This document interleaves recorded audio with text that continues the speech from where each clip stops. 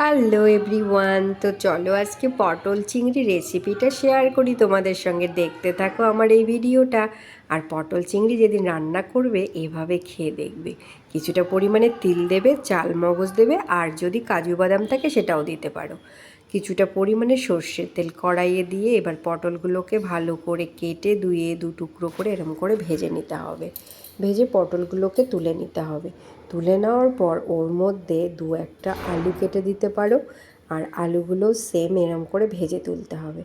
তো আমার ভাজা কমপ্লিট। এবার চিংড়ি মাছের পালা। নুন হলুদ মেখে প্রায় 10-15 মিনিটের মতো রেখেছিলাম চিংড়ি মাছগুলো।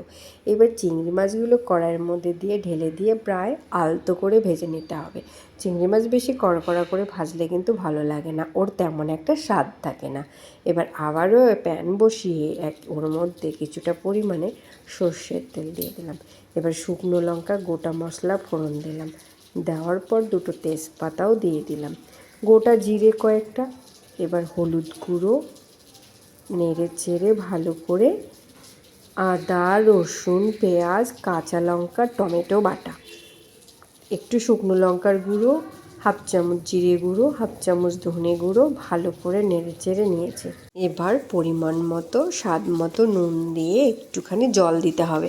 ভালো করে নেড়ে চেড়ে একদম দেখবে তেলটা যখন বের হবে। আমি ঢেকে দিয়েছি কারণ আমি রান্নাটা বেশিরভাগটা ঢেকে করি।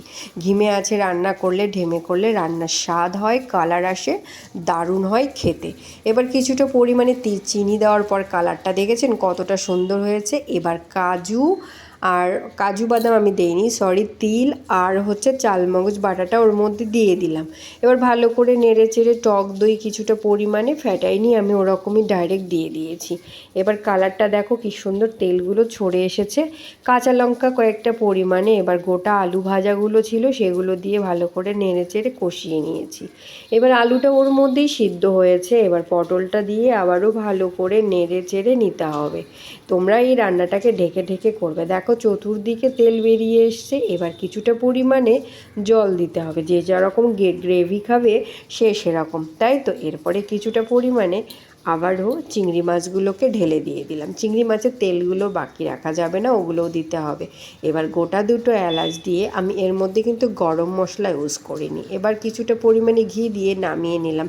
এবার পরিবেশন করার পালা। কেমন হয়েছে কমেন্ট করে জানাবে।